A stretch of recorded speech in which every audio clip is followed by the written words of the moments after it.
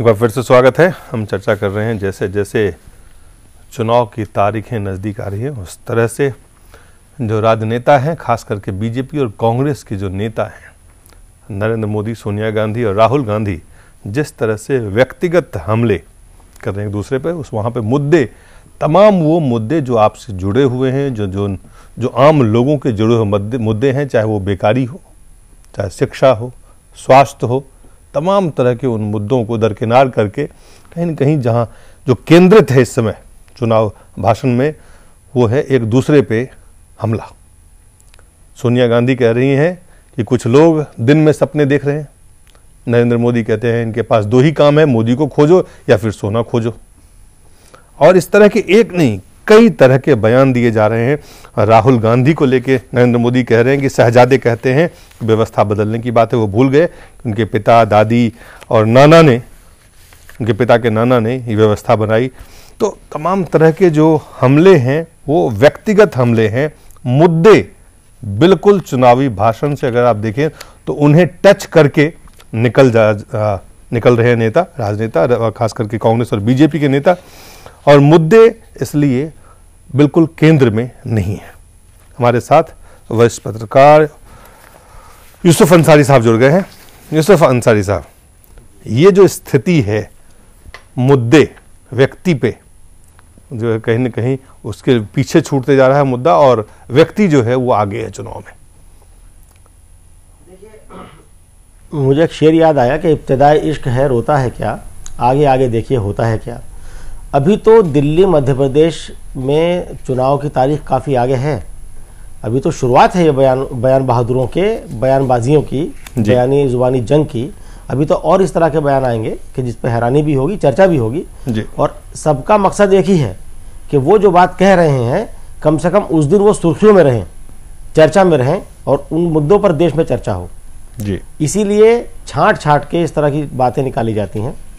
और ये एक चुनाव की बात नहीं है, ये हर चुनाव में ऐसा होता है, जनता का ध्यान आकर्षित करने के लिए। चाहे कांग्रेस हो चाहे बीजेपी हो, दोनों के पास एक टीम है जो टीम तय करती है कि कब कौन सा कहाँ मुद्दा उठाना है। उसी टीम से कई बार चूक हो जाती है। तो जहाँ तक व्यक्तिगत हमलों का सवाल है उससे बचना चाहिए। और एक ये हो क्यों रहे हैं, सवाल ये है कि ये व्यक्तिगत हमले पे क्यों उतर आए हैं। आप विचारों पे हमला नहीं करते हैं, आप नीतियों पे हमला नहीं करते हैं, आप उनके जो काम किए हैं, जो नहीं किए हैं, उस पे आप बातचीत नहीं करते हैं। आप व्यक्ति को केंद्र में रख के तमाम तरह के बयान, भाषण वो दे रहे हैं। ऐसा क्यों हो रहा है? देखिए दिलीप जी, नीतियों पर हमला कांग्रेस और बीजेपी एक दूसरे पे नहीं कर सकते, क्योंकि जहां तक मेरा तजुर्बा कहता है कि नीतिगत मामलों में दोनों एक दूसरे की परछाई है। अगर आप आईने के सामने बीजेपी को खड़ा कर दीजिए तो उन्हें सामने कांग्रेस आईने में कांग्रेस नजर आएगी, और कांग्रेस अगर आईना देखेगी तो बीजेपी नजर आएगी। तो इसलिए नीतिगत लड़ाई बीजेपी और कांग्रेस में हो ही नहीं सकती है। वहां सिर्फ एक गुंजाइश बचती है, स्ट्रेटेजिकल या व्यक्तिगत। नरेंद्र मोदी सोनिया गांधी पर हमला करते हैं, राहुल गांधी पर हमला करते हैं, बात समझ में आती है, क्योंकि उन्हें वो पोस्ट चाहिए। अभी वो एक राज्य के मुख्यमंत्री हैं लगातार 12-13 करीब 11 साल से, 2001 से, और उन्हें बीजेपी ने, अपनी पार्टी ने प्रधानमंत्री पद का उम्मीदवार बनाया है। एक बहुत बड़े लोगों का मानना है कि नरेंद्र मोदी प्रधानमंत्री पद के उम्मीदवार बनने लायक शायद अभी नहीं है। पार्टी के अंदर बहुत सारे लोगों का मानना है। तो उन्हें अपने वो स्टेटस बनाना है जो जिस स्टेटस पर आज सोनिया गांधी मौजूद हैं, राहुल गांधी मौजूद हैं।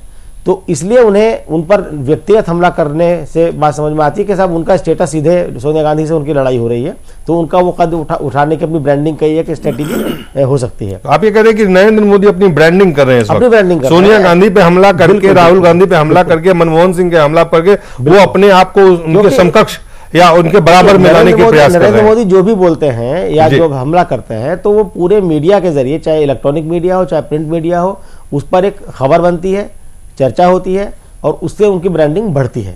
तो उनकी वो स्ट्रेटेजी है और चुनावी स्ट्रेटेजी है। उनको प्रधानमंत्री पद का उम्मीदवार बनाया गया है। बीजेपी को उम्मीद है कि उनके आने से बीजेपी की सीटें बढ़ेंगी, तो लिहाजा वो अपनी उस ब्रांडिंग में लगे हुए हैं। लेकिन जहां तक आपने बात कही, मुद्दों से भटकाव की बात कही, आप ये देखिए सोनिया गांधी का लच्छेदार भाषा का इस्तेमाल करके लोगों का दिल जीत लेंगे, ऐसा होता नहीं है। ये उनकी गलतफहमी है। किनकी गलतफहमी है? बहुत साफ है, नरेंद्र मोदी गलतफहमी है। लेकिन तो हमला जो है वो बहुत आप देखें, जब भाषण के ज्यादातर अंश वो है जो किसी न किसी, और खास करके अगर नरेंद्र मोदी बोल रहे हो तो उनके निशाने पे राहुल और सोनिया गांधी है, और अगर सोनिया गांधी और राहुल गांधी बोल रहे हैं तो उनके निशाने पे नरेंद्र मोदी है। बिल्कुल, आपने बहुत सही बात दिलीप जी कही है कि अभी तक कांग्रेस के तमाम नेता ये बात कहते थे कि नरेंद्र मोदी उनके लिए कोई चुनौती नहीं है, वो बीजेपी के लिए चुनौती है। ये बात कही जाती थी कि नरेंद्र मोदी के आने के बाद बीजेपी के अंदर गुटबाजी बढ़ गई है, एनडीए टूट गया है। लेकिन अभी कांग्रेस के बड़े नेताओं ने मानना शुरू किया कि नरेंद्र मोदी एक चुनौती है। और सोनिया गांधी और राहुल गांधी के जो भाषण में जो आपने इशारा किया कि इशारों में बात हो रही है, इसका मतलब साफ ये है कि नरेंद्र मोदी के बीजेपी की तरफ से प्रधानमंत्री पद का उम्मीदवार घोषित होने के बाद कांग्रेस की बेचैनी लगातार बढ़ी है। और अगर सोनिया गांधी ये बात कहती हैं कि लच्छेदार भाषण करके कोई जनता का दिल जीत नहीं सकता है या ऐसा होता नहीं है, तो भाषण एक कला है और कोई भी आदमी उस कला को डेवलप कर सकता है। सोनिया गांधी भी डेवलप कर ले, राहुल गांधी भी डेवलप कर ले, किसने रोका है? तो ये सब चीजें मुझे लगता है चुनावी बहस के मुद्दे नहीं होने चाहिए। मुद्दा ये होना चाहिए बेहतर गवर्नेंस। अगर राहुल गांधी आज व्यवस्था बदलने की बात करते हैं और नरेंद्र मोदी उसके ऊपर ये जवाब देते हैं कि साहब व्यवस्था तो आपके पूर्वजों ने बनाई है, तो उसमें क्या गलत है? जी नहीं, गलत तो नहीं है। सवाल वही है कि सवाल ये है कि अगर केंद्र में पिछले 10 साल से आपको मैं और भी अंश दिखाता हूं। नरेंद्र मोदी ने सोनिया गांधी पे क्या कहा वो आपको हम दिखाते हैं। मैडम सोनिया जी, आपकी सरकार ने कोटा के कानून को खत्म किया, बेरोक टोक आतंकवाद माओवाद को खुला मैदान दे दिया, और आप आकर यहां कह रही हो, ये कहने की आपकी हिम्मत कि रमन सिंह की सरकार में नक्सलवाद बढ़ रहा है। वाह, क्या सीन है।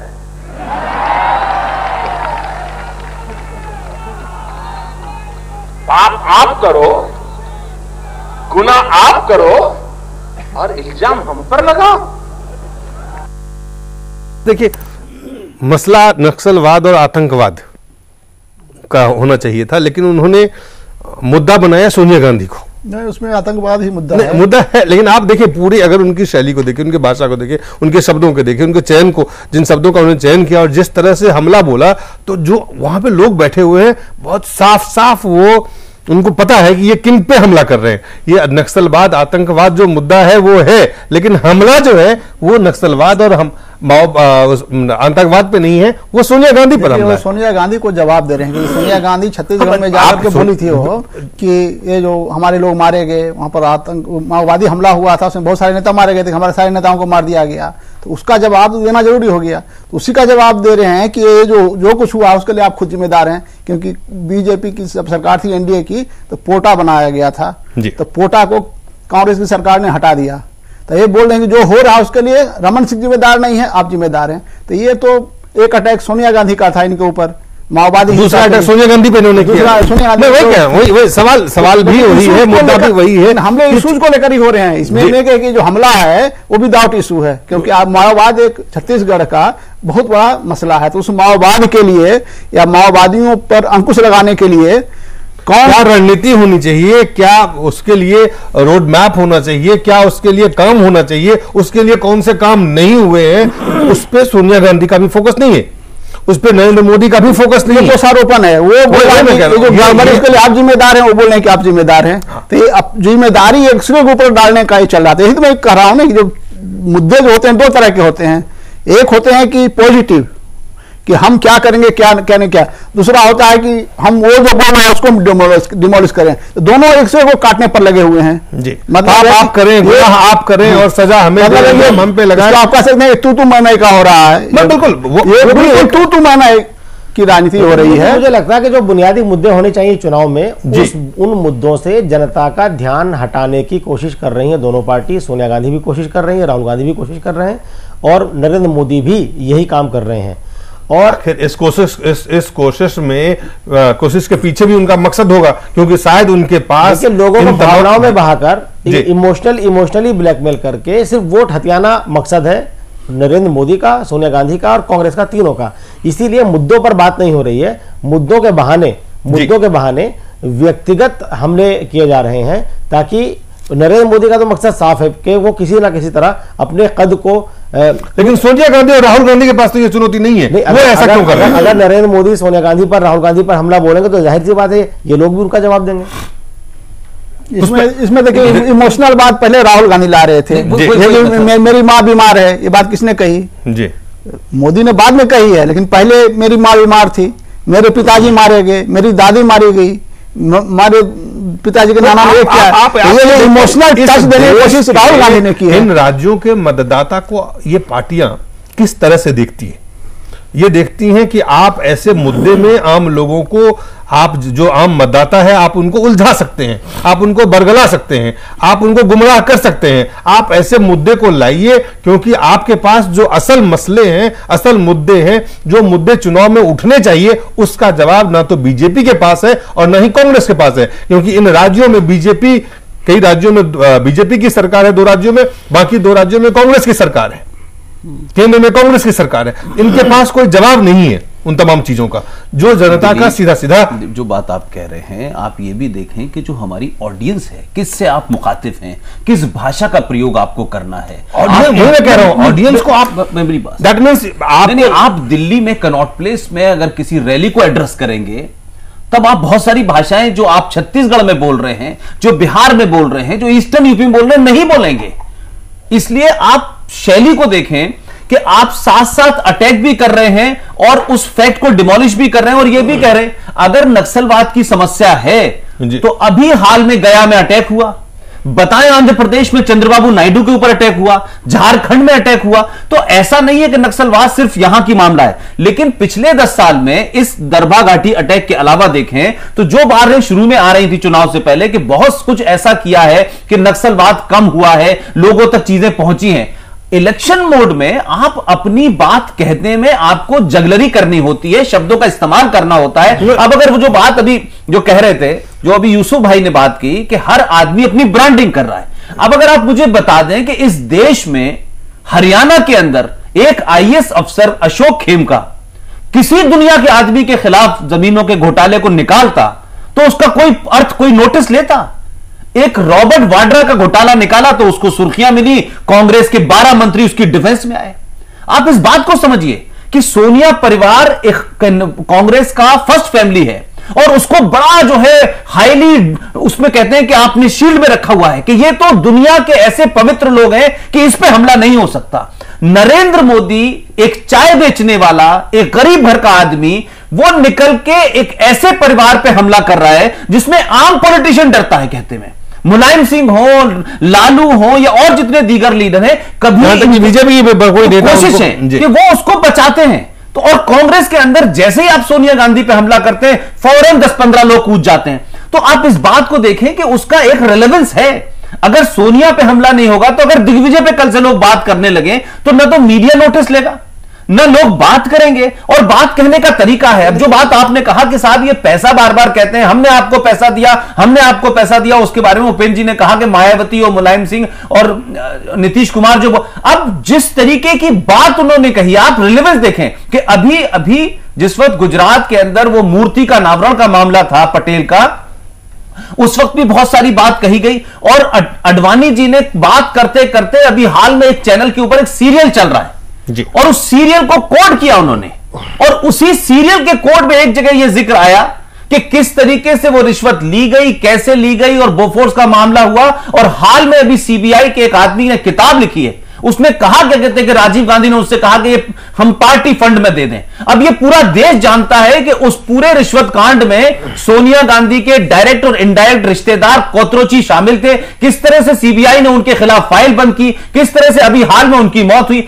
ऐसे रिलेवेंस को ध्यान में रखते हुए अगर नरेंद्र मोदी ये कहें कि ये पैसा क्या वो अपने मामा के घर से लाए थे, तो एक साथ कई अटैक हैं और कई लोगों की याददाश्त पे जो धूल है उसको हटाने की कोशिश की गई है। तो राजनीतिक भाषण के अंदर अगर आप ये समझते हैं कि इंटेलेक्चुअल बात हो, कि देखिए गुड गवर्नेंस की बात हो। मैं आपको मैं मेरे 2-3 सवाल हैं जो अहम सवाल हैं, और मैं थोड़ा सा अलग ले जाना चाहता हूं। उपेंद्र जी, आप देखिए 67 साल हो गए हैं इस लोकतंत्र के, हमारी आज़ादी के 64 साल से गणतंत्र, हम 65 साल हो गए हैं, हमारे चुनाव हो रहे हैं 1952 से लेके अब तक।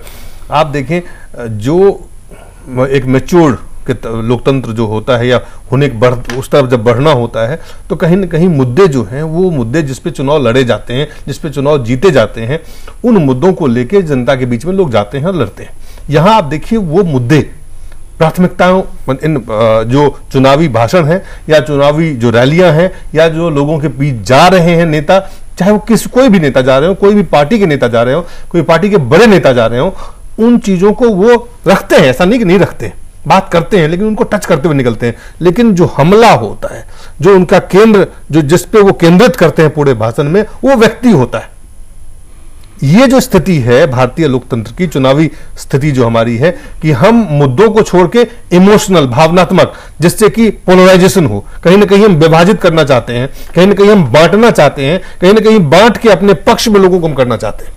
ये इस मानसिकता से पूरी की पूरी लड़ाई लड़ी जा रही है इस वक्त। हमारी जो भारतीय संस्कृति है इसमें एक हीरो वार्शिप का, यानी नायक पूजा का, हीरो पूजा का एक तो परंपरा रही है हमारी जो भारतीय संस्कृति। इसमें पर्सनिफिकेशन सब चीज हो जाता है। आप देखिएगा हिंदू धर्म में ईश्वर है उसको पर्सनिफाई कर दिया गया, किसी का बाप बना दिया गया, किसी का बेटा बना दिया, किसी का पति बना दिया गया। तो जो पर्सनिफिकेशन है वही हमारी पॉलिटिक्स है, उसका ही पर्सनिफिकेशन हो गया, व्यक्तिकरण हो गया है।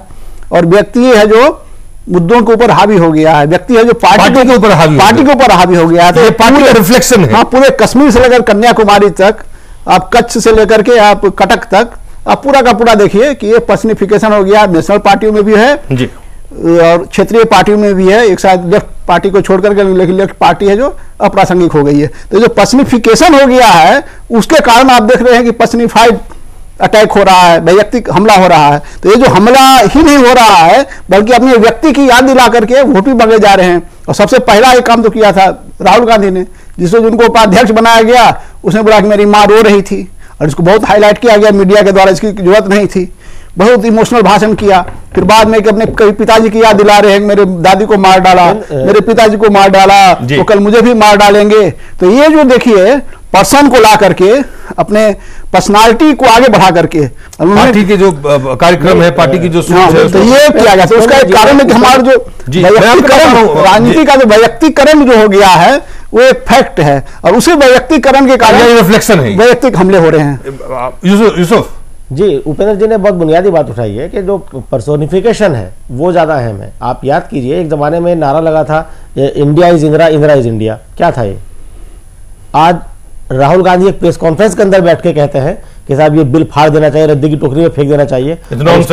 और उसके बाद कांग्रेस के कम्युनिकेशन डिपार्टमेंट के हेड से पूछा जाता है कि क्या राय आपकी पार्टी की है। उन्होंने कहा जो राहुल गांधी ने कहा वही हमारी राय है। कांग्रेस एक बड़ी पार्टी है, 21 मेंबर सीडब्ल्यूसी के हैं, और उस सीडब्ल्यूसी पार्टी की दिशा और दिशा तय करती है। उन सब पर हावी हो जाते हैं राहुल गांधी। राहुल गांधी में ऐसा क्या खास है? अगर उनके नाम में गांधी ना लगा हो तो राहुल नाम के लाखों कार्यकर्ता कांग्रेस में होंगे जो टिकट की लाइन में लगे होते हैं। सिर्फ एक व्यक्ति के लिए पूरी पार्टी खड़ी हो जाती है। तो ये हीरो जब बनाया जा रहा है, तो भारतीय लोकतंत्र की, इसे आप कमजोरी कह ले, विडंबना कह ले, बिल्कुल कमजोरी। भारतीय लोकतंत्र की ऐसी, भारतीय लोकतंत्र को ऐसी स्थिति में फर्दर आगे ले जाया जा रहा है जहां पर कुछ परिवार जी माफ कीजिएगा, इसमें कोई पार्टी एक दूसरे से कम नहीं है। अगर नरेंद्र मोदी राहुल को शहजादा कहते हैं और इस पर कांग्रेस को आपत्ति होती है जी, तो आज पूछिए कांग्रेस से, पूछिए कि अगर कांग्रेस राहुल गांधी की टीम है जी, जिस टीम के बारे में कहा जाता है टीम राहुल है, उस टीम में कौन है? उस टीम में मुरली देवड़ा का बेटा है, उस टीम में राजेश पायलट का बेटा है, उस टीम में जितेंद्र प्रसाद का बेटा जितिन प्रसाद है, उस टीम के अंदर सुनील दत्त की बेटी प्रिया दत्त है।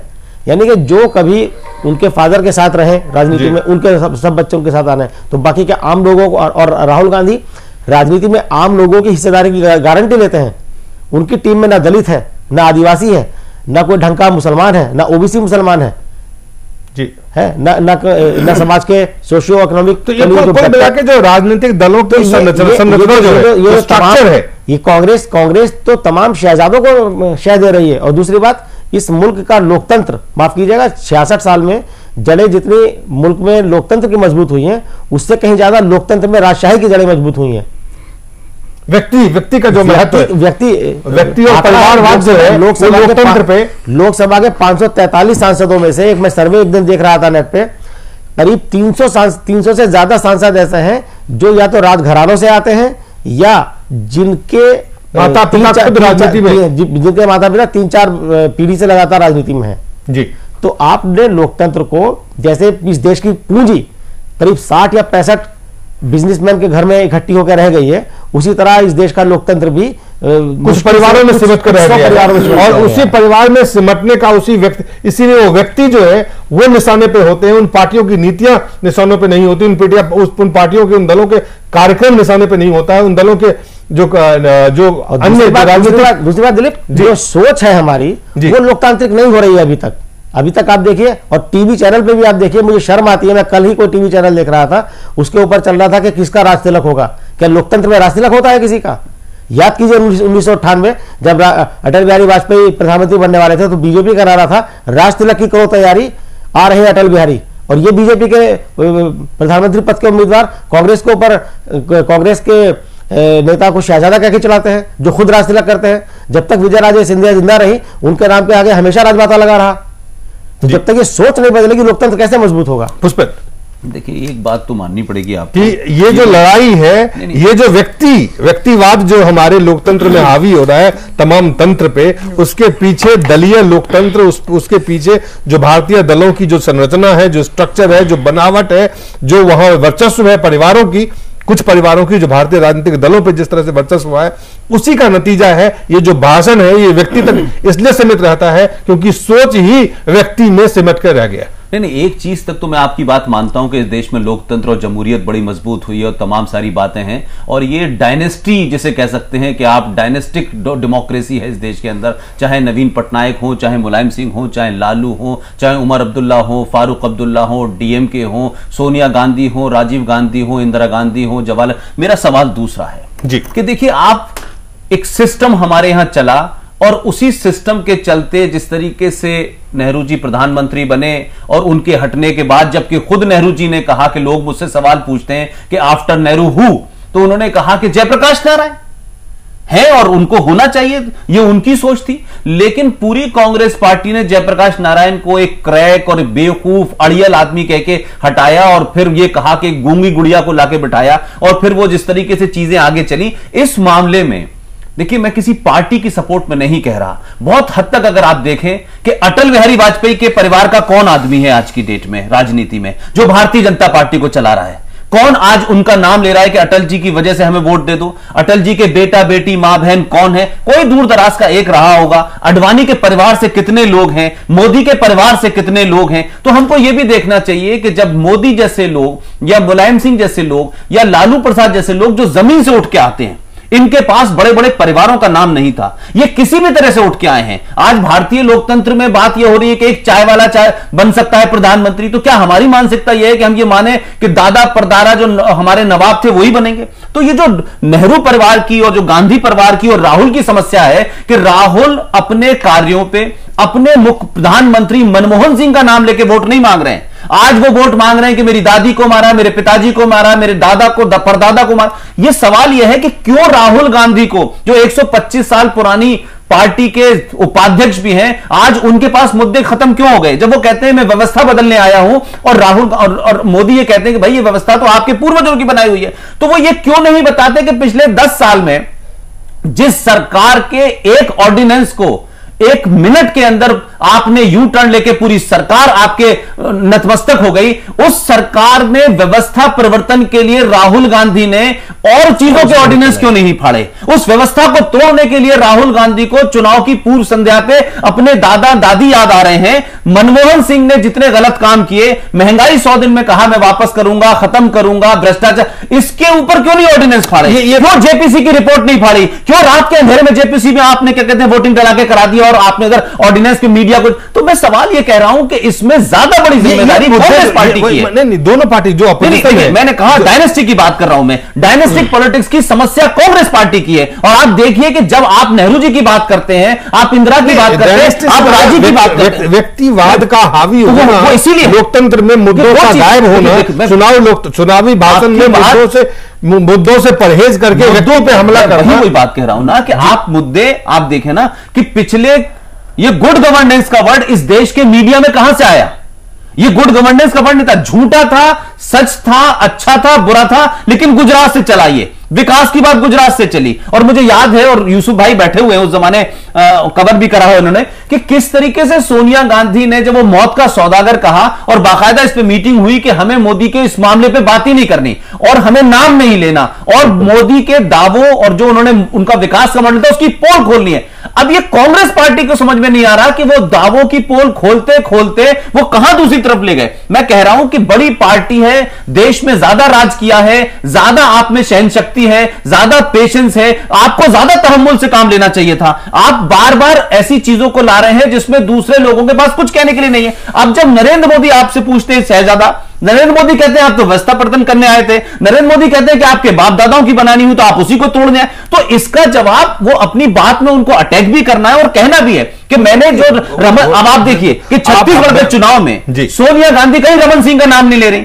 क्या मध्य प्रदेश का चुनाव भारतीय जनता पार्टी मोदी का, अटल का, अडवाणी का नाम लेकर लड़ रही है? अब अगर लोकतंत्र को आप मजबूती की बात कहते हैं तो शिवराज सिंह जैसा आदमी जिस बैकवर्ड कम्युनिटी से आता है उभर के वहां पहुंचा, और आज भी उसका दावा यह है कि बगैर मोदी और बगैर अडवाणी और बगैर सुषमा के वो चुनाव लड़ रहे हैं। तो मैं ऐसे लोगों के आने से तो लोकतंत्र को मजबूत मानता हूं कि जिनके आका नहीं है, जिनके परिवार के लोग नहीं है। लेकिन कांग्रेस की क्या समस्या है कि मध्य प्रदेश में यह नहीं पता चल पा रहा कि कौन लीड कर रहा है, राजस्थान में कौन लीड कर रहा है। सवाल यह है कि यह सवाल कांग्रेस पार्टी के लिए ज्यादा खतरनाक है कि वो लोकतंत्र के नाम पे व्यक्तिवाद और परिवारवाद को बढ़ाए चली जा रही है। कांग्रेस पे तो ये हमले होते रहे हैं, नहीं हमले की बात नहीं, मैं इस बात को लेके सवाल उठते रहे हैं उपेंद्र जी कांग्रेस के ऊपर कि कांग्रेस वंशवाद और परिवारवाद और व्यक्तिवाद को बढ़ावा देती रही है। लेकिन जो विपक्ष में जो पार्टी है बीजेपी जो है वो उसी शैली में, उसी धर्रे पे, उसी पटरी पे चल पड़ी। बीजेपी में उस तरह से तो परिवारवाद हावी नहीं है, उसमें भी कुछ उस तरह से नहीं हुआ है। लेकिन पार्टी पर कम से कम स्टेट लेवल पर या नहीं, मैं कह रहा हूं इस मामले में कि मुद्दों के बजाय व्यक्ति पे केंद्रित करना, विचारों के बजाय आप देखें परिवार पे केंद्रित करना। बीजेपी पहले से भी करती रही। हमें याद है कि एक बार बीजेपी का नारा था 89 में शायद, वंश क्या बोलता है, तख्त बदल दो, ताज बदल दो, वंशवाद का राज बदल दो। ये 84 में भी ये नारा लगाया था, बीजेपी का पूरा मूवमेंट में लगाया था। तो ये जो वंशवाद का और बाकी जितने लोग वंशवाद की राजनीति कर रहे हैं, बहुत सारी क्षेत्रीय पार्टियों के लीडर, ये लोग भी नारा लगाते थे। यानी पूरा का पूरा आप देखिए जो नॉन बीजेपी पार्टियां हैं वो वंशवाद के खिलाफ भी हुई है। और वंशवाद आज इन राज्यों के जो मतदाता हैं वो किन बातों को लेके अपने उम्मीदवारों का चयन करेंगे, किन मुद्दों पे वो वोट देंगे? वो मुद्दा तो कोई है नहीं, व्यक्ति है। फिर उनके सामने में व्यक्ति कैसा भी है वो तय करना है कि व्यक्ति कैसा है, मुद्दे की कोई अहमियत नहीं रहेगी। इसलिए कि दोनों मुद्दे में, दोनों में भिन्नता ही नहीं है दोनों पार्टियों में। तो अब उनको मुद्दे के स्तर पर लगता है कि बीजेपी भी वही है, कांग्रेस भी वही है, दोनों इकोनॉमिक पॉलिसीज का है, दोनों ओपननेस के पक्ष में है, दोनों की एक ही पॉलिसी है। तो दोनों की पॉलिसी, आर्थिक पॉलिसी, सोच एक ही है, सब कुछ एक ही है। बाकी कहने का हो जाए कि उसका विकास मॉडल, इसका विकास मॉडल तो एक ही है पूरे देश भर का, वो इसी में राज्य भी फिट है, केंद्र भी फिट है। तो मुद्दों, हमने पहले भी बोला था और यूसुफ जी ने भी कहा कि मुद्दों के स्तर पर, नीतियों के स्तर पर, राजनीतिक दर्शन के स्तर पर दोनों में कोई फर्क नहीं है बीजेपी कांग्रेस में। हालांकि उन्होंने कहा कि मिरर के सामने खड़े हो जाए तो दोनों एक दूसरे का दिखाई पड़ा। हमने थोड़ा सा एक पक्ष मुसलमान को आप हटा के को हटा दिया जाए तो कांग्रेस और बीजेपी में कोई फर्क नहीं, कोई फर्क नहीं है। देखिए तो उसके कारण है कि है कुछ जी यूसुफ साहब, आपने बिल्कुल सही नाम लिया, मुसलमान जी। तो सारा खेल तो यह है कि मुस्लिम वोट को किस तरह से हासिल किया जाए, कांग्रेस की कोशिश तो यह है। तो हम वही कह रहे हैं कि एक चीज अगर हटा दें तो दोनों पार्टियों में कोई अंतर नहीं, इसलिए विचारों को लेकर कोई लड़ाई नहीं है, मुद्दों को लेकर कोई लड़ाई नहीं है, मुद्दे कभी हावी नहीं होंगे, इसलिए व्यक्ति को लेकर एक दूसरे पर हमला कर रहे हैं कांग्रेस और बीजेपी। यूसुफ, बिल्कुल सही बात आपने की, क्योंकि मैंने पहले भी ये बात कही थी कि जहां तक नीतिगत मामला है तो बीजेपी और कांग्रेस की नीतियां लगभग एक जैसी हैं जी। मुद्दे छत्तीसगढ़ हो, मध्य प्रदेश हो, दिल्ली हो या राजस्थान हो, कांग्रेस की सरकारें राजस्थान और दिल्ली में है, बीजेपी की छत्तीसगढ़ और मध्य प्रदेश में है। तो गवर्नेंस में कहां कोई फर्क है। रही बात मुसलमान की, तो कांग्रेस 2002 का मुद्दा उठाती है गुजरात का। अब कांग्रेस बताए कि 2002 का अकेले दंगे हैं, जिन दंगों के मामले में तमाम आरोपी जेल में आज हैं, पुलिस अधिकारी चाहे हों, चाहे बीजेपी के बड़े नेता रहे हों, विश्व हिंदू परिषद के रहे हों, जेल में है, उन्हें सजा हुई है। अब आप दूसरी पार्टियों का चरित्र उठा के देखिएगा। कांग्रेस बताए कि राजस्थान में गोपालगंज में 2 साल पहले मस्जिद के अंदर गोली चलाई गई थी, कई लोग मारे गए थे, किसके खिलाफ कार्रवाई हुई? या जो दूसरे लोग हैं मुजफ्फरनगर के अंदर एफआईआर तक नहीं लिखी जा रही सही, या 1.5 साल पहले डासना में हुआ नहीं हुआ था। तो उस मामले में हमाम में सभी नंगे हैं। सवाल यह है कि जो काम सरकार को करना चाहिए, सवाल मेरा जो सवाल है, आज जिस सवाल को लेकर हम चर्चा कर रहे हैं यूसुफ, की जो 2 बड़े दल जो इस वक्त चुनावी जंग में है, वो एक दूसरे पे उनके अपने नेताओं पे व्यक्तिगत हमला कर रहे हैं, व्यक्ति सामने रख के हमला कर रहे हैं। और जो लोगों को चाहिए था जवाब कि भाई हमारे शिक्षा के लिए आप क्या व्यवस्था कर रहे हैं, भाई हमारे सड़क के लिए आप क्या व्यवस्था कर रहे हैं, हमारे स्वास्थ्य के लिए क्या व्यवस्था कर रहे हैं आप, हमारे रोजगार के लिए क्या व्यवस्था कर रहे हैं आप, हमारे महंगाई से आप कैसे हमें निजात दिलाएंगे। हमें ये जो तमाम समस्याएं हैं लोगों की, उन पे केंद्रित होकर चुनावी संग्राम, हमारे यहाँ लोकतंत्र में जिन मुद्दों की आपने बात की, शिक्षा, बेरोजगारी, या जो छोटे छोटे तमाम चीजें होती हैं, इन मुद्दों पर तब तक चुनाव नहीं हो सकते जब तक कि सिविल सोसाइटी उठकर, पब्लिक के बीच में से उठकर प्रेशर ग्रुप नहीं बनेंगे और अपने हक की आवाज वो नहीं लड़ेंगे। जब तक इमोशनल मुद्दों पर जनता को बेवकूफ बनाया जाता रहेगा और जनता बेवकूफ बनती रहेगी, तब तक ये नेता आपस में लड़ झगड़ के, फर्जी लड़ाई करके। जनता के पास क्या विकल्प है पुष्पेंद्र, जो बात यूसुफ कह रहे हैं, जनता के पास सुनने के अलावा कांग्रेस को भी सुनेंगे, बीजेपी को भी सुनेंगे, और सुन के फिर अपना वोट डालने जाएंगे 1 नवंबर को, 4 दिसंबर को, 25 नवंबर को, जहां जहां है वो चुनाव में जाएंगे और वोट डालेंगे। उनके पास क्या विकल्प है इन चीजों के अलावा? राहुल गांधी शहजादे हैं और ये इनके अलावा क्या उनके पास क्या विकल्प है? राइट टू रिजेक्ट है। देखिए मुझे लगता है कि हम बड़ा अंडर एस्टिमेट कर रहे हैं। लोग जो हमारे यहाँ इलेक्शन बहुत सारे राज्यों में एक फेस्टिवल है, लोगों को लगता है गांव के अंदर एंटरटेनमेंट नहीं है, बिजली नहीं है, उन्होंने कहा नेता आए हैं, हवाई जहाज देखेंगे, कुछ ताली बजाएंगे, कुछ फ्री में मिलेगा, कुछ सवाल है, ये हेलीकॉप्टर आया है देखने के लिए, उड़न खटोला दिखाने के लिए। लालू कितना बार चुनाव जीत चुके हैं, लेकिन ये उड़न खटोला दिखा के कब तक आप चुनाव दिखेंगे? कब तक मोदी को गाली देके आप चुनाव दिखेंगे? कब तक मोदी गांधी को गाली देके चुनाव जीतेंगे? सवाल ये है कि आप लोगों को एक दूसरे को गाली देके जनता को बेवकूफ बना के कब तक? नहीं, मैं वही कह रहा हूं कि ये सवाल खासतौर से उन पे ज्यादा लागू होता है जिन्होंने देश पे ज्यादा राज किया है। क्यों नहीं शिक्षा का स्तर बढ़ाया आपने? क्यों नहीं आपने बेरोजगारी को खत्म किया, ताकि वो लोग अपनी बेरोजगारी और शिक्षा से बाहर निकल के जो नेता है उसको असेस कर सकें? आपने उसको बनाया ऐसा है कि आप तमाम सारी बातें कर रहे हैं। आप देखें, इंदिरा गांधी ने कहा कि गरीबी हटाओ, लेकिन आज तक वही नारा लग रहा है। मैं सवाल ये कह रहा हूं कि बेसिक मुद्दों पर कोई भी इसलिए नहीं आ रहा कि बेसिक मुद्दों में किसी को इंटरेस्ट नहीं है। सवाल समझने की कोशिश ये कीजिए कि आप मैं तो उल्टा कहता हूं, अगर आप टेलीविजन डिबेट को देखें, जिस वक्त अगर आप टेलीविजन डिबेट जो फील्ड में हो रहे हैं वहां पे नहीं, मेरा सवाल है, बात जो कहता हूं कि आप ये देखें कि आप टेलीविजन डिबेट को छोड़ दें, नेताओं के भाषण को छोड़ दें, इस देश में ओपिनियन पोल को छोड़ दें, फिर भी इस देश की जनता जब वोट डालने जाती है तो बहुत सारी चीजें वो निकलती हैं जो लोगों को अंदाजा नहीं होता। अभी पहले फेज का चुनाव हुआ है छत्तीसगढ़ के अंदर, 12 में से 11 सीटें जीती थी बस्तर में पिछली बार भारतीय जनता पार्टी ने, और जो राजसमंद की 6 सीटें थी उसमें से 4 सीटें जीती थी। कुल मिला के 18 में से 15 सीटें हैं। अब तक जिस चुनाव के निकलने के बाद अनऑफिशियल जो लोग बात कर रहे हैं उसमें भारतीय जनता पार्टी को आधी सीट नहीं मिल रही है।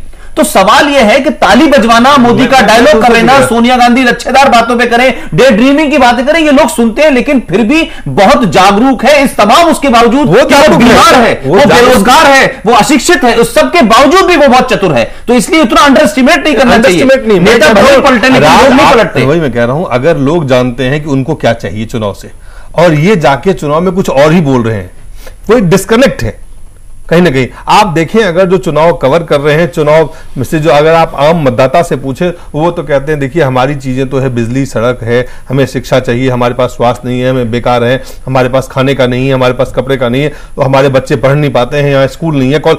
आप देखें, ये बातें जनता के मुंह से निकल रही है, जनता की बातें हैं ये। लेकिन जब आप नेताओं की बात करेंगे तो उनको वो इन पे नहीं आते हैं। वो कहते हैं देखिए राहुल गांधी ने ये कहा, वो उनको याद नहीं है वो शहजादे क्या कहते हैं। आप ये देखिए, सोनिया कहती है वो दिन में बैठ के सपना देख रहे हैं उनको कुर्सी मिलने का। तो ये जो डिस्कनेक्ट है, इसका नतीजा यही है कि जब ये लोग भाषण कर रहे होते हैं जी। तो इस समय तो उनके दिमाग में वो जनता नहीं रहती है, इनके दिमाग में इनका जो विरोधी नेता है वो रहता है। तो ये हमले विरोधी नेगेटिव कैंपेन की तरह नकारात्मक ये नकारात्मक नेगेटिविटी का भी असर है, क्योंकि हमारी जो पॉलिटिक्स है, मैं बहुत दिनों से कह रहा हूँ कि भारत की जो राजनीति है एक पॉजिटिव इसका है कि जातिवाद, और दूसरा है नकारात्मकवाद। मतलब है कि ये सकारात्मक नकारात्मकता की जो ताकत है वो जातिवाद की ताकत से भी ज्यादा मजबूत है। जब निगेटिविटी बहुत कम शब्दों में, तो इसलिए निगेटिविटी की पॉलिटिक्स। मैंने एक बात कही जो अभी आपने बताया ना कि जनता क्या सोचती है। देखिए, जब जनता जब तक अपने अधिकारों के लिए खड़ी नहीं होगी, लड़ेगी नहीं, तब तक उसके मुद्दों में कोई बात नहीं करेगा। पिछले दिनों उत्तर प्रदेश के एक सरकारी अस्पताल में मेरा जाना हुआ, वहां पर बोर्ड लगा हुआ था इमरजेंसी में कि यहाँ पर सर्जन, कार्डियोलॉजिस्ट और 3-4 नाम लिखे हुए थे कि ये डॉक्टर नहीं है। लेकिन क्या एक आदमी ने जो आ जाके सीएमओ से पूछा भाई ये डॉक्टर यहाँ क्यों नहीं है, कब से नहीं है? तो जब जनता के अंदर ये चीजें आएंगी और ये चीज समाज के जागरूक लोग इसके अंदर लाएंगे, तब जाकर उनके मुद्दों को मांग कर सकते हैं, एक दूसरे को गाली देकर में बात कर सकते हैं। सवाल है कि जो सत्ता में आते हैं वो क्या करते हैं, वो सिर्फ एक दूसरे पे आरोप लगाते हैं। जनता ऐसी है दिलीप भाई, जनता भी यही चाहती है। जनता अपने मुद्दों के लिए नहीं लड़ती है। जनता जाति पे किसको टिकट मिला है, धर्म पे किसको टिकट मिला है। चलिए, हमारा समय खत्म हो गया है। बहुत बहुत धन्यवाद पुष्पेंद्र, यूसुफ साहब, उपेंद्र जी, आप सब लोगों का बहुत बहुत धन्यवाद।